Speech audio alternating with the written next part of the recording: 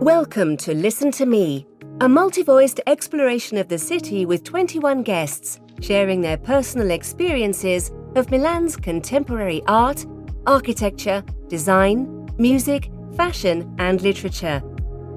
We explore each theme in 4 episodes.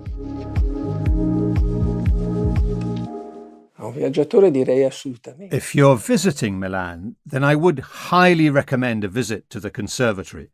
But again, get there a bit earlier so you can have a look around the area. There are some important examples of Milanese Art Nouveau architecture, and also some notable Milanese features from the 17th and 18th centuries. In this episode, we'll be discovering the Conservatorio, the Milan Conservatory, the most important music school in Milan, which has been forging the city's musical talent for over 200 years.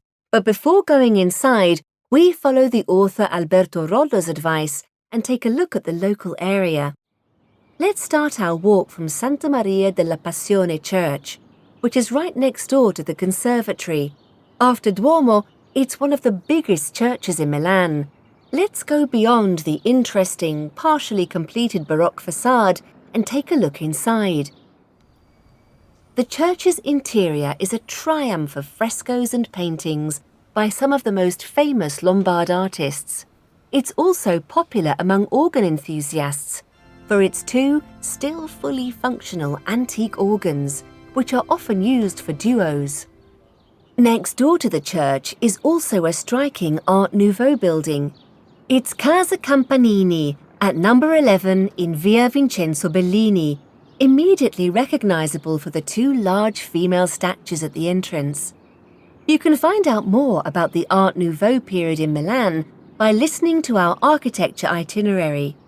It's also worth taking a look at the courtyard, so if you ask the caretaker nicely, you may also get to discover its beautiful decorations and stained glass windows. As is often the case in Milan, its real beauty is hidden within its courtyards, opened only to those who have the desire and curiosity to look for them. A 10-minute walk towards north and you'll get to Villa Necchi Campiglio, the splendid house museum of the FAI, the Italian National Trust, that we also visit in the art, design and architecture episodes. 10 minutes south, you can discover one of the most concealed and elegant parks in the city, Giardino della Guastalla, the Guastalla Garden, a 16th century gem that seems incredible to find in the centre of Milan. Let's get back to the conservatory.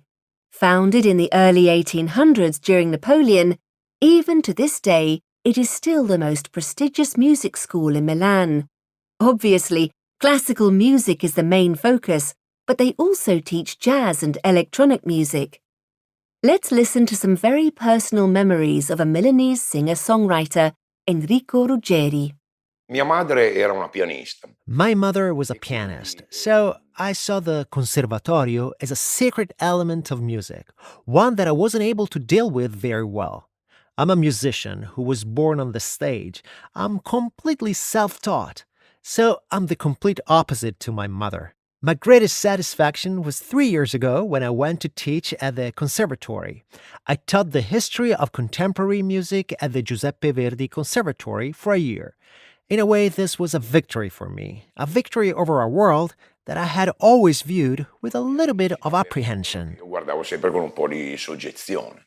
And yet, this apparently uncompromising world is opening itself up to new influences, as Petra Magoni tells us about her last concert at the Milan Conservatory, where she performed a jazz interpretation of David Bowie's most famous songs with eminent jazz trumpet player Paolo Fresu and a team of high-level musicians. In reality, I didn't really know the Conservatorio at all. I'd only ever seen it from outside. I never expected there to be such a large auditorium. I had no idea, and it was really beautiful, a great energy. I'm really very fond of it. We had a huge desire to play, and I think the audience picked up on that too. With the Bowie project, I felt like I was at the steering wheel of a Formula One racing car. There were all these incredible musicians, and even though on paper we were members of Paolo Fresu's band, we only knew each other by sight. We had never played together as a band before, but we all got on really well on a human level. There was a real synergy. It was really good fun, and I think the amazing energy that came out of it was because each and every one of us was giving the best. There was no envy or jealousy. On the contrary, it's a work where everyone was performing, not only for themselves, but also for the band and Bauer's music. And that's how it should be. That's how I think music should be anyway. The Conservatorio, Milan Conservatory, is just a 10-minute walk from the stop San Babila on the red metro line M1. For visitor information and concert calendar, please visit the website.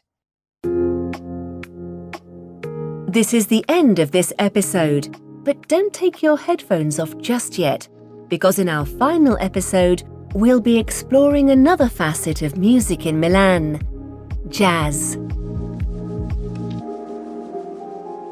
To listen to the next episodes, follow us on your favorite podcast platforms or visit www.casamuseo.it, where you can also buy the Casa Museo card to visit the Poldi Pezzoli Museum, the Bagatti Valsecchi Museum, and Villa Necchi Campiglio at a discount price. The Boschi di Stefano House Museum is free to visit.